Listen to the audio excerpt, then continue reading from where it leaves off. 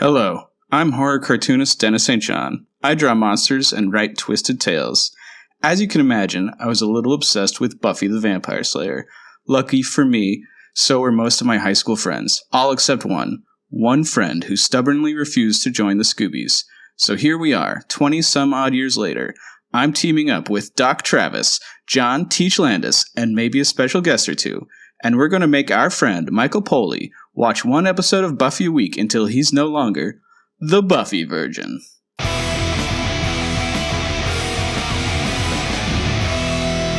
Welcome to Buffy Virgin, a spoiler-free Buffy the Vampire Slayer podcast. We're going to be putting the fun in funeral. It's Season 5, Episode 17, Forever. I'm your host, monster expert Denis St John. Why don't you guys introduce yourself from most to least likely to break an egg while running out of a cave? Hello, my name is John Landis. I am extremely likely to break things in general, regardless of whether they're eggs or not. And running out of a cave sounds like something I would probably do at some point in my life. That seems on brand. My name is Michael. I'm the Virgin. I've only seen Buffy up to Season 5, Episode 17, and I have definitely broken at least one egg moving it from the hen house into my house. So it's very easy to, they're delicate things called eggs. All right. We're going to skip reactions this week and move right into the summary. The summary. We come today to bury Joyce Summers, art gallery manager, Holy Mother of Buffy, the one true Slayer, and 14-year/4-month-old Dawn, angsty teen and mysterious Key. In the name of the Mother, the Daughter, and the Holy Key. Amen. On the night of Joyce's funeral, we believe Buffy was visited by temptation in the form of hunky vampire Angel, who came from Los Angeles and to Los Angeles must return. We believe as Scoobies in one holy Slayer, Slayer from Slayer, true fight to true fight, grace to you, Buffy Summers. Amen.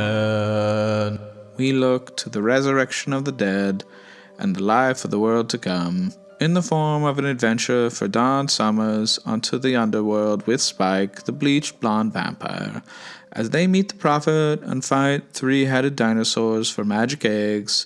We believe as Scoobies in one key, light to light, true key to true key, grace to you, Dawn Summers. Lead her not unto temptation, but deliver Dawn and Buffy from zombie Joyce. In the name of the Mother, the Daughter, and the Holy Key. Amen. All right, thank you. Now let's go into Great Lines. Great Lines. Well, for the second episode in a row, the best line is Buffy saying, "Mommy?" Pretty chilling, and it works even the second time. Yeah, technically this is the third week in a row where you could have called this. Oh, really? That's right. Yeah, that's true. Yeah.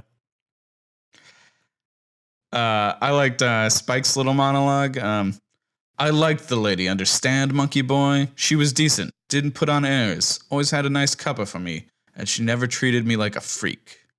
Her mistake. I like the line from Anya when she's kind of getting defensive about her job at the magic box. But you have a hand, a paid hand, a hand that isn't the hand of illegal child labor. Nice. All right, let's do the kill count. The kill count. So, this is the third week in a row where it was like, do I count Joyce as being killed again, this time in zombie form? So we can kind of count that, I guess. And I've seen on some Buffy sites that they count the Gora demon as being killed this episode, but I see no evidence of that. So I do not count that.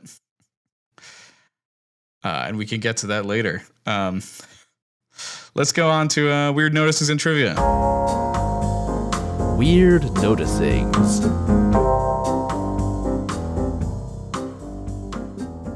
It gets called out while they're looking at, different caskets, but Dawn definitely shouldn't have been invited.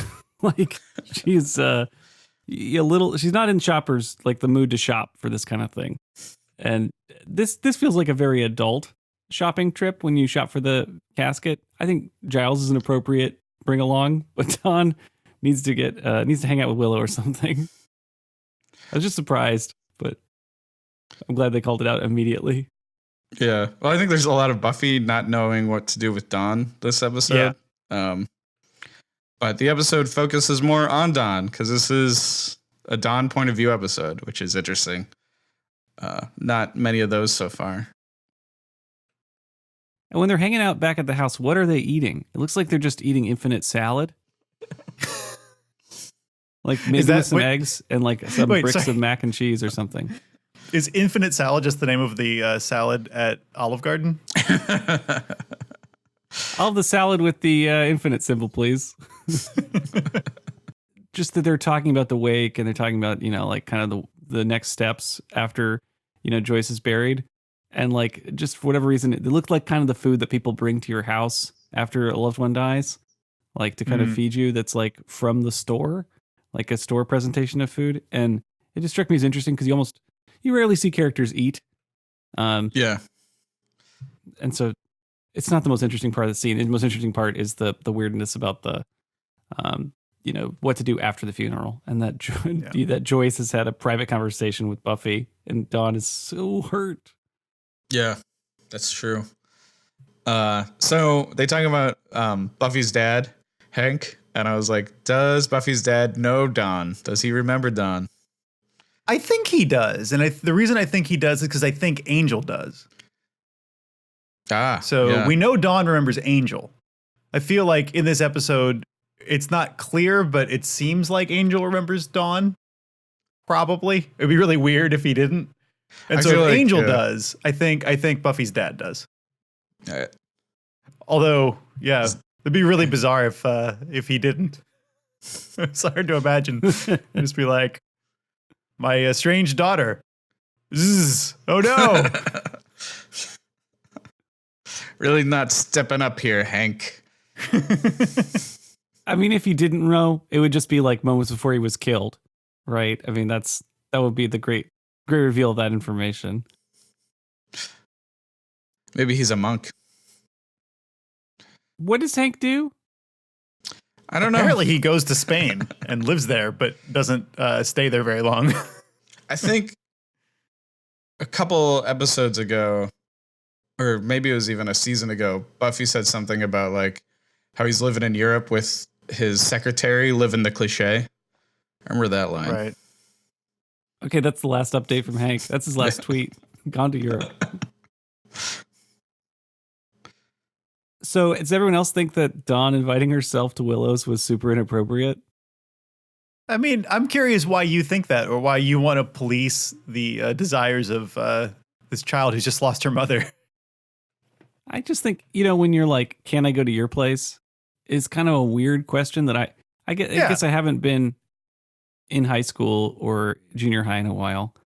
But that's like an odd question to ask, but also someone that is like an adult, more or less, right? And it's not like an adult like who owns a house. It's an adult who has a dorm. A giant dorm room. But well, yes, can I go to your world's place? biggest dorm room. She definitely killed her roommate and magicked her away so she could have that extra space. No, I agree with you that there is a general rule of etiquette that you never invite yourself over. And I was taught this as a child, not to invite myself over to other people's places. That said, given the circumstances, I think Dawn's allowed some leeway. Yeah, so, and I mean, she's still a kid, so it is like the rules don't apply as much, right? Yeah. But yeah, she doesn't apparently have like friends her age she can stay with, which is sad. Well, I guess at least she doesn't want to go hang out with Spike or something. Right now. Well, apparently Willow's just as dangerous. Yeah, Totally. I was saying Tara gets all of the mom points and Willow gets none. Yeah. Willow does not know how to handle this situation appropriately. She leaves the book out. What the heck? You just told her not to do it and then you leave it out for her? I'm the cool aunt who gives you drugs. As long as you do them in the dorm. Yeah. Totally an excuse to do something messed up at Willow's. Can I go to Willow's where I'm not supervised and by a witch who's pretty cool? Let's make those bears dance. Oh, so damn. So Spike showing up was kind of a surprise because he didn't show up at all during the previous episode, right? During the body. And then here he is with flowers, which is actually a very sweet moment. At first, of him talking about Joyce and like his own unique relation with Joyce, which I thought was that's really great. I like it when someone has their own kind of story to tell and brings it. And you'd kind of seen that Joyce Spike relationship, and it feels really genuine. But at the same time, also, fuck this guy. Xander's so right. And Willow's kind of on Spike's side. She like totally falls for his charisma spell or whatever. But like, this guy is a creep. He is a vampire. He definitely tried to kill you. Don't you guys remember this? But he hasn't tried to kill them in weeks. Yeah. But this does feel like the sort of the ending of a certain plot arc that we know that Joyce and Spike had this kind of weird bond that was always kind of like buried at the back of the plot. And it's nice to see that this has this nice little payoff at the end. Yeah. I will say that I think Joyce always liked Spike more than Angel. I think that doesn't say great things about Joyce's ability to judge character, but... I mean, Spike is he's way more charismatic than Angel, so I can understand why you'd like him more. Angel he's really much better at brooding, throws off a creepy vibe. Yeah, he definitely he's always throwing off the creepy vibe. Spike at least makes tries to be your friend. And she's met Angelus by accident, Right. Spike hasn't turned on her. Mm-hmm. Oh, shoot. But he's always also been honest, or he's like, the first time that they hang out in the house, she's like, have we met before? And he's like, remember the time you swung an axe at my head and was like, stay away from my daughter.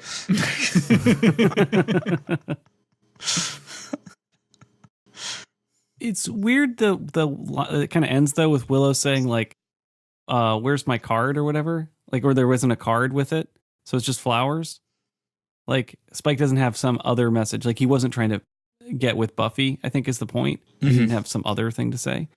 But I thought that was kind of weird, but because again, Willow has completely taken Spike's side, so I'm concerned because that might mean in a future episode that Willow's like, maybe you should get with Spike. Because she's way more sympathetic to his, like, I don't know, whatever, his energy, his charisma, whatever it is that Spike's given off. So I'm a little concerned about future Willow. Something to keep an eye out for. Yeah, I need to make a prediction about this. I think Willow's going to betray Spike to Buffy, but anyway. No phone calls from Riley, right? It's been this episode, last episode. Riley hasn't heard that Joyce has passed, and he's in a jungle fighting monsters. I think you give him some rope. That's what he says. You don't have reception in a jungle? Come on. It was the 21st century, barely. It was the early part of the 21st century, and Riley was in a jungle. That's a great thought. Like Riley on his like singular phone in the jungle, like trying to get bars. I feel like he's like, whatever, just place him in the Congo, whatever that movie. And like, they totally had a weird satellite phone. Yeah. Powered by diamonds. Anyway, I'm bummed. It just means Riley's gone for good. And like, he's not coming back. And if he does come back, he's dead to us, basically. Because this is the episode where everybody who's anybody on the show has to like make an appearance in order to continue their importance. It's like you renew their membership on the show by coming up to like hang out with Buffy or whatever. And like, Riley's not renewing his card. He's not coming back. But you know who does? Angel. Angel shows up after the funeral. Yeah. I was a little surprised Angel showed up. He's pretty busy brooding in his own show. Yeah. He's got his own show responsibilities to do. Like when he said... He's always there for a makeout session in a cemetery, though. I can't believe they made out. That's such a huge mistake. I don't know if you make out with someone who's crying because their mom died. I think that's a dumb move. Yeah. When you're like 200 years old, you know better than that, I would hope. Mm-hmm. It is funny because, like, you know, Angel on his show is more mature than Angel on Buffy, but he's like, that maturity didn't transfer over to this guest star. Like, after their makeout, he's like, oh, we just made out. Oh. I laughed out loud, and I should have included in my great line or whatever, is when Angel promises that he'll stay as long as she wants or whatever. It's like, dude, stop it.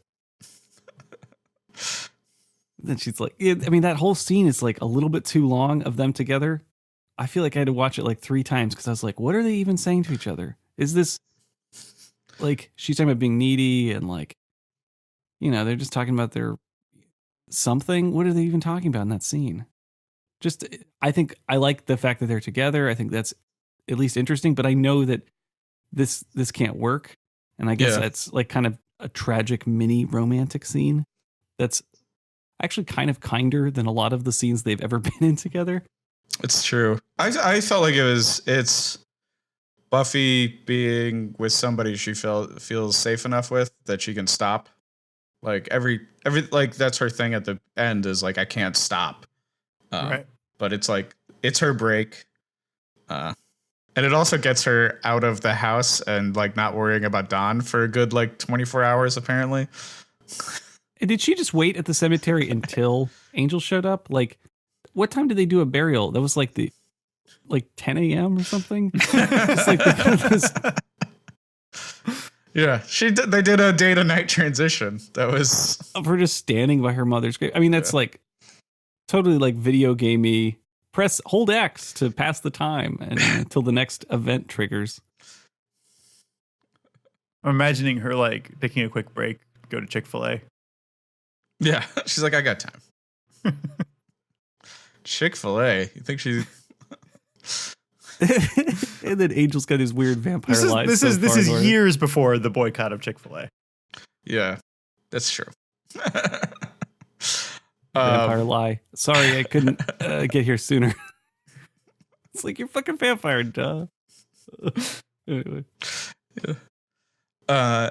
So when Dawn is looking at the history of witches book, 2 of the subjects she says out loud are the Age of Levitation and the War of the Warlocks, and I just want to hear more about those ages. Yeah, Age of Levitation. I just imagine it's super easy to figure out who's a witch during that age. So is that an age where all the witches, anyone with magical powers, is levitating slightly? Is that what you're imagining? Yeah, I figure like, you know, it's like a fashion that went through. They're like, once they figured out levitation, all of the witches who could do it were just doing it all the time. Like, they're like, the pilgrims wear buckles and we levitate. It was an age of levitation. I mean, it's like their version of Age of Enlightenment, right? So it's like the Age of Levitation is like the age where there's prosperity and optimism, right? It's like the witchy version of history. Isn't that what's more implied by that? That's cool. I like that. So like for the first time in 1,000 years, new spells were being cast. We were inventing new things. So instead of, you know, medieval to Renaissance, it's something like warlock to levitation, and then to like, I don't know, steam.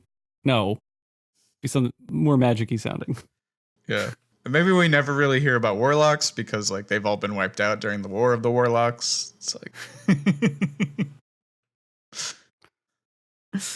So Xander and Anya are having sex in Xander's apartment, and I observed several episodes ago that Xander is ruining his own apartment with his own belongings. And I feel like I have some strong evidence for that. And there's this one shot where behind them having sex is just the bizarre arrangement of items. There is a large toy U-Haul truck. There is a really awesome vintage radio. There is an old man stack of newspapers. There's a jar containing what I think is some kind of plant matter, but I can't really identify. It's this massive like pickle jar full of like, I don't know, mushrooms or something. There's a working lava lamp, like his lava lamp is turned on. And then there's another toy car. It's like a little red convertible. And finally, there's lots of grief sex. Those are the things in Xander's apartment. I like what your eyes are doing during this sex scene. You're like, don't look around. I can't believe there's a branded U-Haul. What a weird choice. Yeah. I feel like there's the weird joke here. Like, what does Xander bring to the second date? Like all right. Like, if you're going to have toy cars or whatever, you want to have like cool cars. The U-Haul car, it's like people that collect those gas trucks or something, you know? It's like It's weird one. old man stuff, right? Like a stack of newspapers and add toy cars. It just feels like old man stuff. I don't get it. I like stacking newspapers by the bed. That's like a man that reads till he falls asleep. I like it. Do you think he does that? Do you think Xander's reading the New York Times as he falls asleep? It is an unidentified stack of papers. It does look like just... I mean, this is hoarder house shit. I like it. But that jar of stuff, it looks like it could be fermenting, which would be pretty like progressive, I guess, in terms of fermentation. You know, like the culture of, culinary culture around fermentation. For him to be fermenting stuff here would be kind of cool. Yeah, he would definitely be ahead of the curve having a big jar of fermenting pickle stuff. But you wouldn't put that by your bed. That's insane. I think it's just a terrarium. It's just like, Oh, he's got a terrarium going. That's kind of cool too. So It'd be he's funny a if those- terrarium if in a it's- pickle jar. like what I assume are rocks. It would be funny if those were like potatoes. Thank you, John. This is excellent research. Just strange set dressing choices. That's all. Do you, the grief sex, does that feel real to you? That feels real. It's interesting does. for Anya to comment on it, so it has to be real. I feel like I've heard about grief sex in like Penthouse Letters or something. I don't think I've actually heard a human being report on grief sex. Anyway, why does Ben care so much about the key? I'm surprised when he stabs Jinx. Like, Ben goes from like kind of, I mean, a somewhat sympathetic character, though he's a little off. And he's clearly a version of Glory in some way, but not clear yet. But then to like freaking stabbing Jinx when Jinx like is like, you tripped up your conversation. It reminded me of that moment in The Princess Bride where they're like trying to trick him. You know, they're that game, that logic puzzle that they're playing, you know, with the guy that has the annoying voice and he's balding and I can't remember that character. Wally Shawn. It reminded me of that because like Jinx's The turn Grand Negus. on learning that like, oh, the key is in human form is fucking delightful. But then Ben's turn to like then stab him to death, like after he discovers his lie. Like, oh shit. His approach to stabbing him though is like really annoying because it's like to what extent there's any moral problem with stabbing a demon to death. He does Is that, he a but demon? he also doesn't We don't know accomplish what he the is. goal. He doesn't accomplish the goal though of keeping Glory from learning the information. Like if you're going to stab somebody, you should at least do it properly. Especially, I mean, you figure a doctor knows how to stab somebody to death, right? Also, that doesn't. We throw don't have our anybody off. doctor on this episode to defend, but I figure, like, a doctor stabs you to kill you, he like knows what organs to hit. So he wasn't intending to kill Jinx. I don't know. No, it seems like it was just weak on his part. Like, yeah, if you're gonna stab all the way. Don't half-ass your stabs. I mean, it is a little funny because, yeah. Anyway, Ben's a mess, and I'm sad to see it because this like totally turned like Ben was like somewhat sympathetic as a character to me, and now not at all. Even though he stabbed a bad guy, also he completely verifies like the lie. Like he got caught in the like spilling the information. But when you stab someone, that's like you definitely got it. You learned the secret. Shit, I have to kill you. Like if in a conversation you learn some information, then someone tries to kill you, you're like, oh, that was it, huh?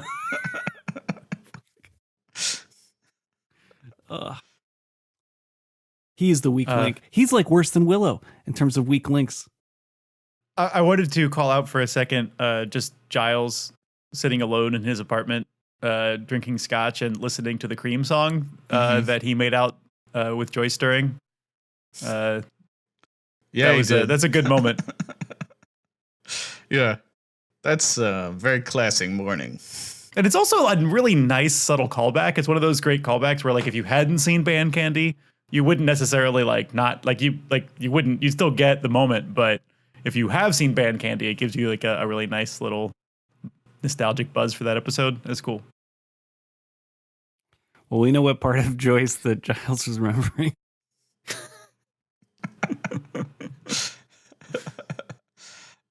So when Spike finds Dawn in the graveyard on her own, digging up graves, which is, something that happens to a lot of people's younger siblings. I just like Spike helping Dawn is like very motivationally ambiguous, but it also is like an argument for like why Spike should still be on the show. Like, because you need this like chaos agent to help her do all this crazy shit, and no other character would do that. If it wasn't for Spike, it would be really hard to like believe all this stuff happening, like her fighting demons on her own and stuff. So it's like, yeah, you need that agent to like move the plot forward, but like even his motivation is like totally unclear right now. I just don't like to see some of those women take it on the chin. That's super smart, man. I love that. That's a great read on that.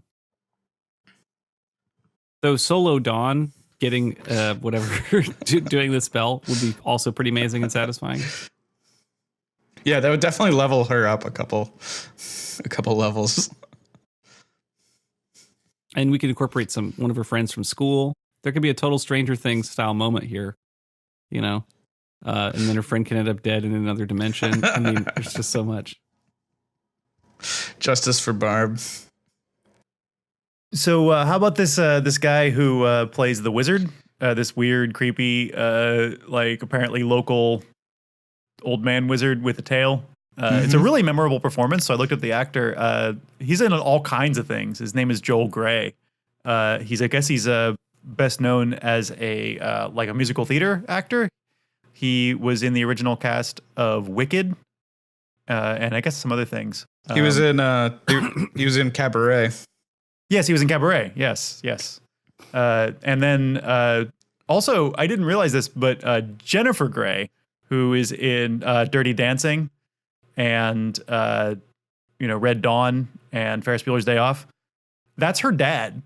Oh, I didn't know that. Yeah, isn't that crazy? That is crazy. All right. But he was great in this. It's just a very memorable performance. He pulls off creepy, and like when he tries to seem sort of like he has some sympathy towards Dawn, he seems like he's going to be this kind of sweet old man for a second.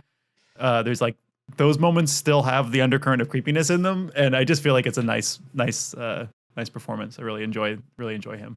Oh, I forgot to talk about it. I forgot to type it in the doc, but when he pulls her hair and is like, nice DNA, she's a strong candidate. Like, whose DNA is he looking at there? Like, would he really have been able to see Joyce's? Because, like, right. Well, they said they made Dawn out of Buffy, right? So yeah, out of Buffy's blood. Is she sort of a clone? Like, is it just Buffy's DNA? She doesn't look enough like Buffy. I don't know how they made her. Yeah. I mean, they definitely imply that she is a Buffy, right? I mean, even in this episode, when they go down to the, get the eggs and stuff, it's like Spike is like, oh, getting bossed around, regular Buffy or whatever. Yeah, Betty Buffy. Bitty Buffy. Yeah. That's what I'm saying. If Buffy dies, will Dawn become the Slayer? Okay, I'm going to make a prediction about that. Cool. So let me just talk about the Gora demon that they encounter for a minute.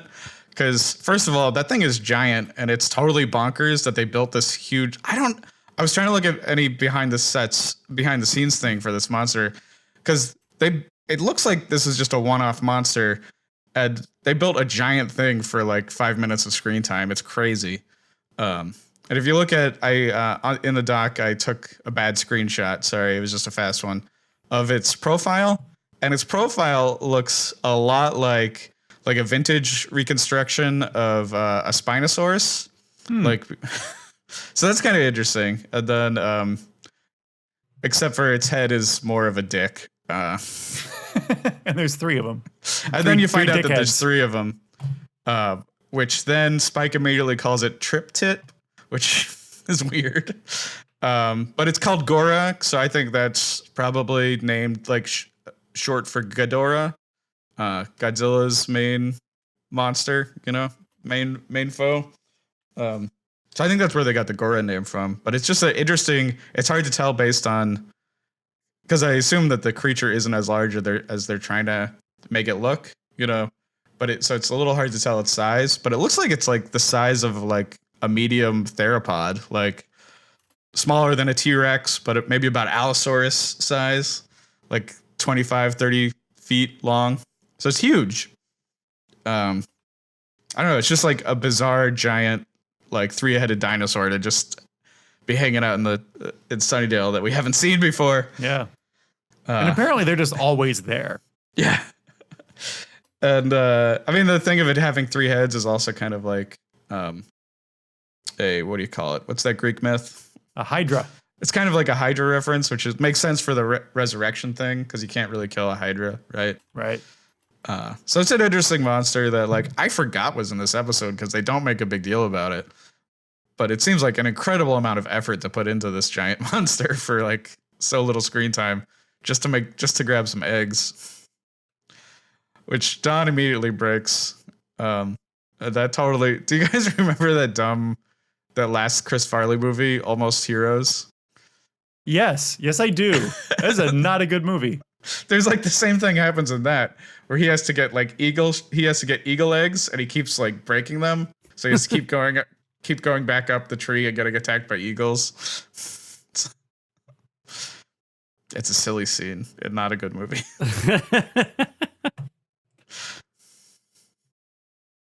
Is that his last film? For some reason, I thought it was Beverly Hills Ninja or something, but Almost Heroes. All right. Yeah, Is this not a word? good movie. Okay, don't watch. Not in the Rex.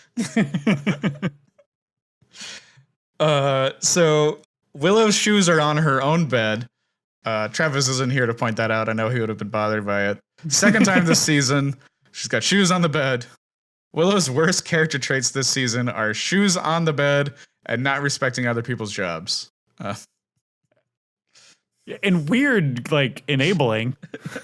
Yeah, and enabling. All right. Well, it's not doing great this season. That's all. Weird resurrection enabling. So disappointing. Even And after all the enabling warnings. Spike. Yeah, I do love, like, that's something we haven't really talked about. Everybody is just constantly warning her. They come back wrong, and she's just like, still going for it. Nobody fucking listens when you're trying to resurrect somebody. So speaking of resurrections, so excited to see Zombie Joyce come back and fuck with everyone's life. Because why not? Okay. All the acting, everyone's the way they portray this situation where Joyce comes back and like knocks on the door, so good. Mm-hmm. It's like this perfect little play. I just wanted a little bit of gore to like just bring it up, and that they left some of that out is probably a smarter move for horror in general, but I just wanted to see a little bit of a dumb move of a zombie demon entering the house. And Well, so disappointed. It's interesting. She really didn't come back as herself because the actress who plays the feet walking through is not Christine Sutherland. So she really didn't come back, and I think probably the actress was done with the show, so they probably couldn't have done like a zombie Joyce, even if they had wanted to. At least not this soon. Yeah. I mean, is that why they like made the choice? I mean, assuming that they didn't have access to the actress, because like, I don't know. I mean, it seems it would have been cool, I guess, but it's. I think if you're going to bring back a zombie Joyce, that's an entire episode, like of her being a zombie, you know? Right. Like her and the football zombie hanging out together. No, I'm totally in for an episode of Zombie Joyce. In fact, I thought there was a chance that we might get something like that. Do you think based Zombie Joyce and Zombie Pat could be friends again? Uh-huh. I think that might be the best possible outcome. They're drinking schnapps and it's like falling out of their, Well, because once you get one zombie, right, like let's get the whole town that's been killed mysteriously and revive the rest of them. I mean, how many eggs did that thing have? Probably enough. At least in a there. couple more. Yeah. Put those things in cages and let's resurrect the town.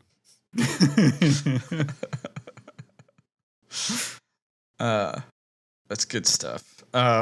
Like I deeply relate to Buffy's sudden switch, where she's like, I know this is wrong, but like the second she has the real opportunity, it's like, no, I want to see my mom again.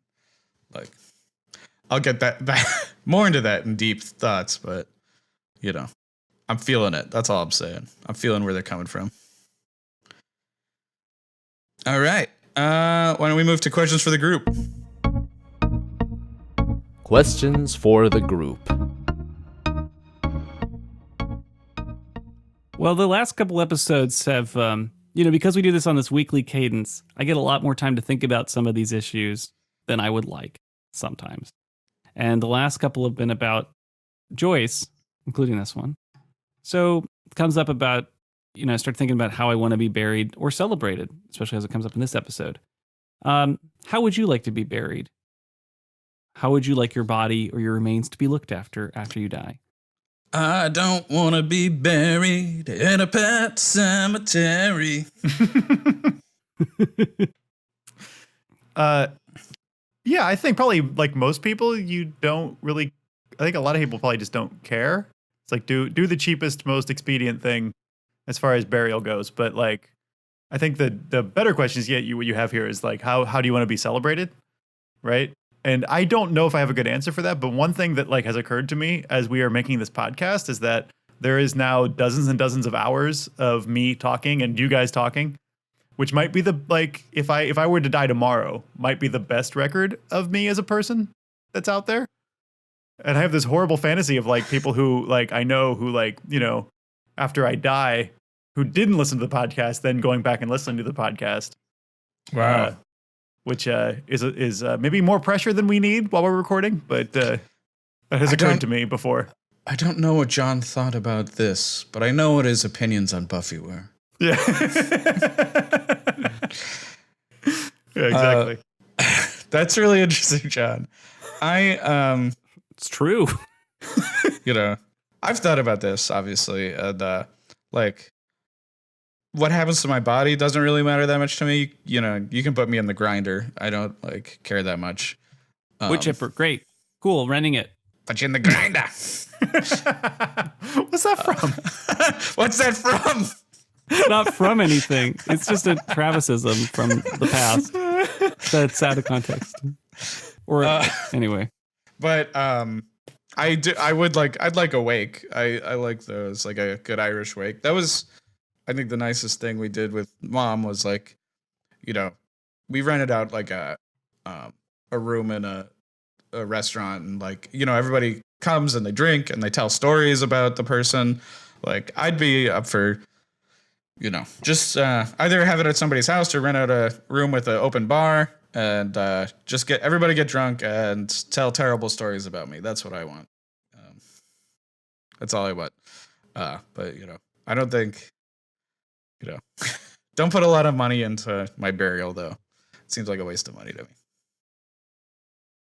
I like how you said, John, earlier about how it's something that people don't think of.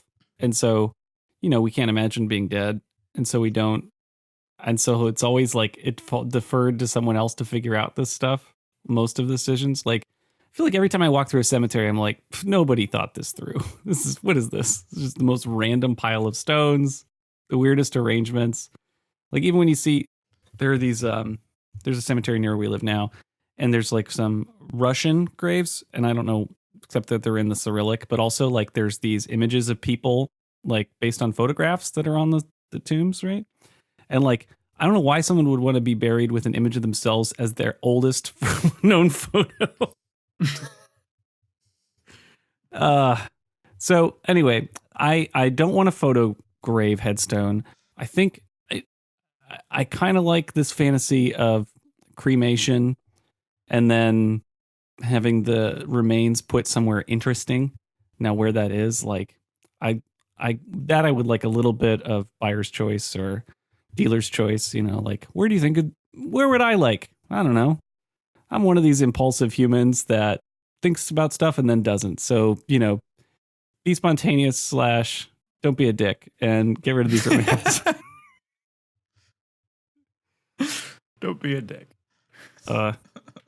Travis isn't here, and I recall he also said cremation and then volcano. So, chuck them into a volcano. Like, we have to find an active volcano. Yeah.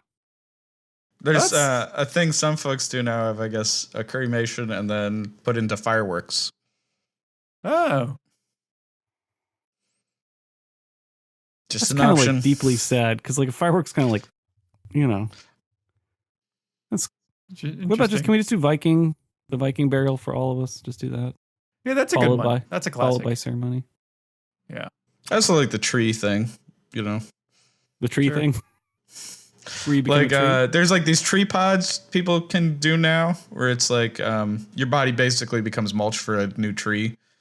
Like that's kind of groovy.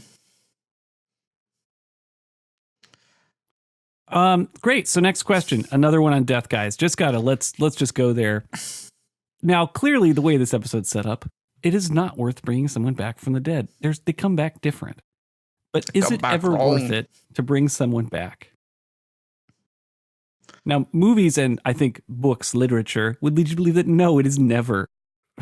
Well, I think it was good when Gandalf came back from the dead. He leveled up to the next level. Yeah. He became Gandalf the White.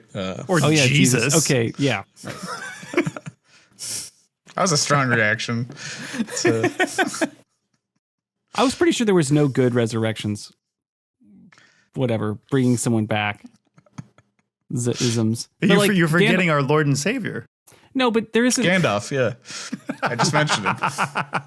But you know what? There isn't. Or Spock. Nobody's like. Spock, yeah. Okay, I don't know the Spock story so closely, but with Gandalf, like no one's actively bringing Gandalf back, right? No one's like, oh, Gandalf's gone. Let's cast the resurrection spell of unknown consequences to bring Gandalf back. He might be different. Like Gandalf just comes back on his own. He fights through hell or whatever and comes back. Jesus just comes back. Nobody's like, cast the spell, and I assume, I'm sure with Spock there was some kind of deal made, right? It's fairly complicated with Spock. Yeah, it took a whole movie to do. Yeah. And involved a forbidden planet. Yeah, we could have a whole separate podcast about Katras. I think in fiction, occasionally it's worth it. No, but I see your point. I think from a storytelling point of view, obviously, as soon as your characters can defeat death with good outcomes, that sort of sabotages drama. And so you probably don't want to do that. Every single superhero has died and come back. But yeah, those are not good stories. So you heard it here. I'm against superhero stories. I'm done with them. But resurrection, this is always going to be a story, right? The idea of bringing someone back because death is so unknown, no one understands it, and we all want to undo it. So it's like, this is a classic story. And it's always worth it to try if you can, to cheat death, right? Like, if you can do it equals must do it, is like how these formulas play out, despite any warnings. Like, if we can cheat death, we will. Yeah. And so if there was a way to do it, we'd be doing it. So I guess the only simple argument is I want to say, is it ever worth it? It is always worth it. It's like the not so crazy, but reality of this. Like, is it worth it? Yes, always. And then if they're fucked up, if they're damaged, if there's something weird, I don't care. We always are going to do, we have to. I'll deal with a little rot to be alive again. And I think I was initially disappointed with Dawn's decision, but I think Dennis, that moment where Buffy code switches, like that's the truth. And I think the truth comes out here and it's really powerful. That moment's so powerful, that switch. And like, that totally got me for this episode. Like, I feel like I know the outcome of this story every time. And that one just like, oh, that's so good. It's the honest truth of it. And they really nailed it with right at the end too. When you think it's just going to be a zombie story that's going to punish Dawn for breaking rules. And then it ends up with the like being a sister story and, them sharing the loss of their parent. Oh, so good. It sounds like a good transition into themes and deep stuff, Mike.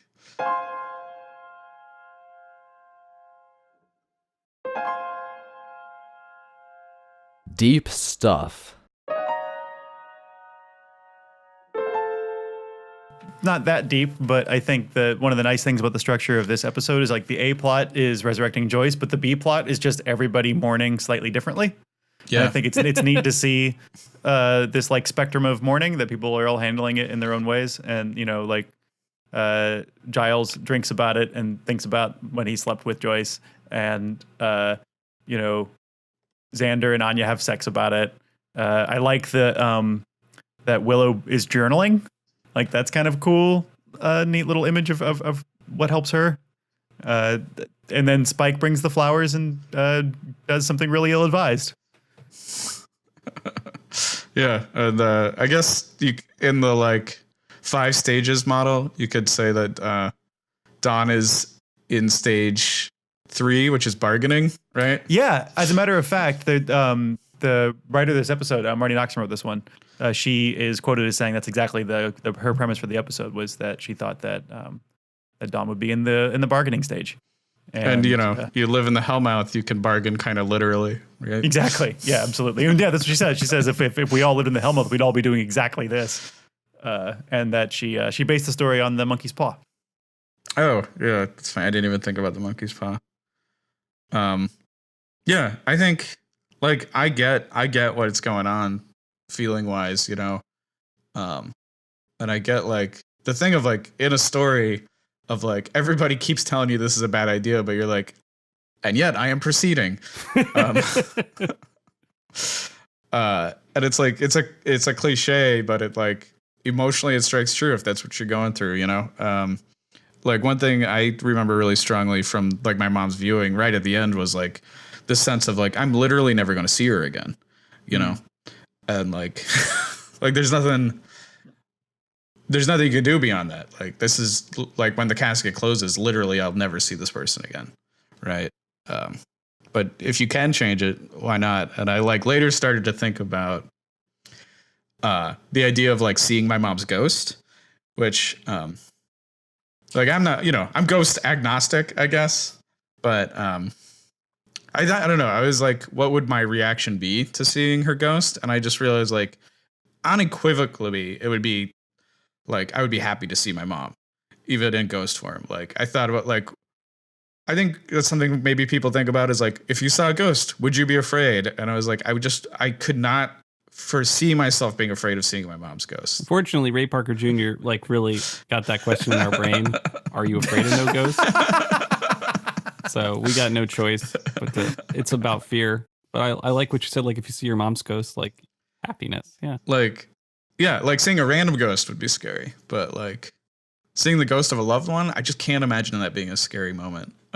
Which is of course how a demon would trick me, but you know, yeah, like somebody I know lost a child, and she said like a neighbor had been visited by, you know, their image, and she hadn't, and it hurt her a lot. That, like, why is this ghost visiting a neighbor and not me? But I don't know. That's just how ghosts be. If ghosts be at all. But there's something, I don't know. There's something about it not visiting the person who wants it the most. I don't know. Well, that's a separate issue. Yeah, I feel like that is a separate issue. So you got the issue of like, how do you feel when you see your parents' ghost? Amazing. That sounds great. Ghost of your parent, the person you want to see the most, who is passed on, visits a stranger or a neighbor. Like, why? That's a mistake. It clearly me. Was the other person have a strong relationship with the ghost baby or ghost kid? Yeah. I mean, it was a close neighbor. It was, yeah. This feels like more of this like tantalizing beyond the grave kind of stuff, where it's like, you know, you can't resurrect the person, and so like literally you can't have it, and then we're gonna give you a taste of it, and it goes to someone else. Like that's some serious curse stuff, man. Where yeah, it's like it's some monkey spa. Oh yeah, your mom came back, but she visited a neighbor. Like, why? To torture you because you can't ever be with that person again. And this is just a grief visiting you in a new way. Yeah. The same thing happened with, because I was doing caregiving for my grandma also before she passed. And somebody else who was doing caregiving for her was visited by her and I wasn't. But I was like, okay, maybe this person does feel like they have a better relationship with my grandma than I do. Mine's more complicated. Hers was more like simple. I don't know. I'm sorry, this is not actually to do with the episode really, but just about like seeing a person after they die. Well, you thought of a great version of the story. So Joyce comes back and appears to Anya. And then, boom. And then Anya's like, I saw your mom, Buffy. That was weird. And like, cue Buffy murders Anya. Oh, yeah. It would be Anya, too. That's like the least interested in seeing Joyce / would know what's going on. Yeah. All right. Is that it for themes and deep stuff? I think maybe we're good there. All right. Let's move on to recommendations. Recommendations. So the gold standard for like we brought them back wrong is Pet Sematary. The original Pet Sematary, starring Fred Gwynn from The Munsters and Tasha Yar, and this creepy little cute kid who's a corpse. I think it's one of the like probably top 5 Stephen King movie adaptations. It's got a soundtrack by the Ramones. The movie's excellent. I can't like if you're gonna watch a Stephen King movie about grief, watch this one. Movies about grief that I recommend. This is the book actually that Stephen King wrote himself into. Like he wrote a scene that freaked himself out so much that he put the book away for a year. It's the funeral of the kid when they knock over the small casket and the body rolls out. He was like, "Whoa, what the fuck did I just write?" Because it's disturbing, and so he puts the book away for a year. And he comes back and finishes it. I am also recommending the 2017 movie Personal Shopper with Kristen Stewart. And this was the movie where I was like, oh, she's good. She's actually good. But so the plot is like she's a personal shopper in Paris for a celebrity, but she's doing this job because it's where her twin brother died. And so she is trying to communicate with her brother after the grave. And she has psychic kind of connections. And it was one of the best movies that I saw in 2017. And it had really spooky, like, the ghost stuff was done really well. This is, I guess, what I'm going to say. So it's solid. And because of the Gora Demon, I'm going to recommend Godzilla vs. Monster Zero, which I'm super excited to recommend because you don't get to recommend a lot of Godzilla movies during Buffy. But this is the 6th Godzilla movie. It's made during the Showa era. It's the 2nd Ghidorah movie, but it's the best Ghidorah movie. Aliens from Planet X have a problem with this monster called Monster Zero, so they abduct from Earth Godzilla and Rodan, who are Monster 01 and Monster 02, and have them fight on Planet X. And it's awesome. And maybe these aliens have another motive that involves owning 3 monsters. It's directed by Ishiro Honda, who directed the original Godzilla. It is probably the best kaiju director. So it's really strong. It's a lot of people's favorite Godzilla movie. I don't know if it's my favorite, but it's definitely a very fun one. All right, those are my recs. Sweet. Let's move on to predictions.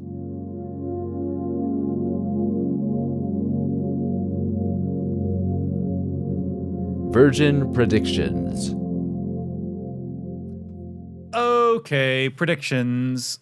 Michael Poley, you have a 63.92% accuracy at the moment after a really nice run last episode that we recorded. And your accuracy for season 5 currently stands at a 71.43. So, some things to talk about this episode. Back at the beginning of this season, Michael, you predicted that a supernatural monster will appear at Joyce's art gallery. We could take care of this later, but I think since there's no more Joyce, there is going to be no more Joyce's art gallery, and we're going to go ahead and deny this one. Get that out of the way. You predicted season 5, episode 8, that Joyce will appear on an episode after she dies. So, Dennis, what do you think? We see Joyce's feet in this episode. And is she appearing in this episode? Yeah. I'll give it to him. I think so, too. So we're going to go ahead and confirm that Joyce has appeared on an episode after she dies. Wow. Thank you. I'm surprised. You predicted season 5, episode 14, just a handful of episodes ago, that Buffy will try to resurrect Joyce. Now, I suppose it's possible this could still happen, but I think we can go ahead and deny this one. That I don't think Buffy's going to try to resurrect Joyce after Dawn failed. So that you were one's so close on that one. You were so close. This, by the way, was a super prediction, so that counts as 5 incorrect predictions. I see you have a highlighted one up in season 3, episode 11. Did you miss that? Oh, I might have. Season 3, thank you, episode 11. Way back in season 3. This isn't the last time that Joyce tries to, quote, understand Buffy. Also, she's not going to understand Buffy. She'll comically and adultly misunderstand her. I think that might have been the last time Joyce did that. Yeah. I mean, I feel like she did come to understand Buffy more, but she never had that, like, that scene never happened. Yeah, exactly. So I would call that a denial. I think that's denied. What do you think, Dennis? Yeah, I think that's a denial. Okay. Season 5, episode 16, Joyce will get a funeral. And so she did. Joyce got a funeral. That was a super prediction as well. So you lost the super prediction, but you gained one. I don't know if the net result is better. In that same one, season 5, episode 16, you predicted that Angel will attend Joyce's funeral. Now, Angel kind of missed the funeral. He tried his best to go, but it was in the daytime. What could he do? I don't know, Dennis. What do you think? Did Angel attend the funeral, or did he kind of roll in after everybody had gone home? I'm willing to give this to him because in spirit, he did his best. Right? He did his best. He is there at the graveside while Buffy still is. Who's to really define when a funeral ends? That's a good point. That's a good Buffy point. Yeah, wasn't Buffy's gonna let still it there end. at the graveside, so maybe the funeral doesn't officially end until everybody goes home. As long as Buffy's still standing there and hasn't gone to Chick-fil-A. Which means that technically Buffy made out at her own mom's funeral. That's a good point. Hadn't thought of that. It's a bit creepy. That should have been a prediction, Mike. Okay. So that's a whole smattering of confirmations and denials. Let's see what that does to your score. Okay, so it looks like with all of those different confirmations and denials, your scores have dropped just slightly. Your overall accuracy has dropped to a 64.77, and your accuracy for season 5 has dropped to a 68.29. It's all friendly game of Buffy predictions. It's all just for fun, guys. I like that you were going to fight the Angel attends the funeral thing. I think I was going to lose my mind if that was rejected. You're like, even when I'm right, I don't get a point. What I should do is, like, I would like to temporarily pause predictions until Travis returns. So, of course, I have some new predictions. I'll go through them. So the first prediction, I think Buffy's going to take Joyce's room. I think she's going to take possession of the house, but I think an interesting thing that could happen and should happen is Buffy's going to move into Joyce's room. I know the show could be precious about Joyce's room and be like, oh, it's Mom's, but I think Buffy should take it. This is a weird one, but Buffy talking about like, with Angel about kind of where she's kind of feeling lost and stuff. I'd like Buffy to go on a journey of some kind and come back stronger. I'd like Buffy to go to Europe. She can't go to South America because that's where Riley is, and so inevitably they'd have to end up together. Australia's where the first Slayer is, and that would be weird. Can't go to the Outback. That would invite that kind of first Slayer. That like primal Australia? Slayer. It's totally a vision of like a New Zealandy, Australia kind of like vibe. So I don't think think they ever define it. That's definitely. I always assumed it was Africa, but Africa. Well, she ain't going to Africa, or Australia, or China. She's gonna go to Europe. Buffy's gonna go to Europe. She's going to get a Eurail pass and find herself on the train. I'd like that for her very much, actually. An episode of Buffy on trains. So good. One of Dawn's friends is going to get kidnapped. So Dawn doesn't have any attachments to this world right now. Dawn needs some friends fast. And Willow and Tara, they feel inappropriate to me, though the show may continue to use them as her friends. I don't like it. I would like Dawn to get some friends of her own. And those friends then will be used as stakes against her or to raise the stakes. We saw a little bit of a friend last episode in the bathroom. Did that friend get a name? I don't think so. Yeah, not that I recall. Okay, so I would like some Dawn's friends to appear. Maybe that's her friend, her bathroom friend. Willow will suggest to Buffy that Spike isn't bad. She's going to take that little nugget of Spike connecting with Joyce, and she's going to turn that into a story in her brain about Spike's not that bad. Because Willow's an important sage or wisdom for Buffy to like enable her to do whatever. And I think that's like the little straw that'll break the back that'll allow Buffy to get in with Spike. So that's going to happen. And then my super prediction, this one's crazy, but based on some stuff that happened this episode, I think Dawn will become a Slayer. It wouldn't make any sense. But I think the show is gonna find a way for Buffy to die. I think I have that prediction, right? She's gonna die again, and then that creates another Slayer. And then if Dawn becomes that Slayer, heck yeah. Then we got two super Slayers fighting together side by side. I'd love it. I don't want another Jamaican Slayer or another Faith or whatever. But I didn't say they're going to be fighting side by side. I just Dawn will become a Slayer. So like, yeah, got it. Yeah, Dawn will become a Slayer. That's how it's, as has been recorded in the predictions log. Great. All right. Thank you guys for talking with me about Buffy. I've been your host, Denis St John. You can find me on Twitter. I'm at Denis Comics. That's DenisComix. You can buy my books like Land of Many Monsters and Many More Monster Tales and Amelia. And I got some new stuff. I got Denis St John's Monster Club comics and Monsters Mugshots, my Buffy fanzine. They're going to be available at SPX, and by the time this airs, they might be available online. I'll let you know. Michael, where can people find your YouTubes? Yep, YouTube channel MP197400. Watch out, folks. I'm still getting situated, but some videos. Cool. All right. Thank you, one and all, for listening and talking to us at Buffy Virgin. You can visit our website, buffyvirgin.com, for links to our blog, our YouTube, our Twitter, and Instagram. Reach out. We love to hear from you. And don't forget to rate and review us on the podcast listener of your choice. And we'll see you in hell.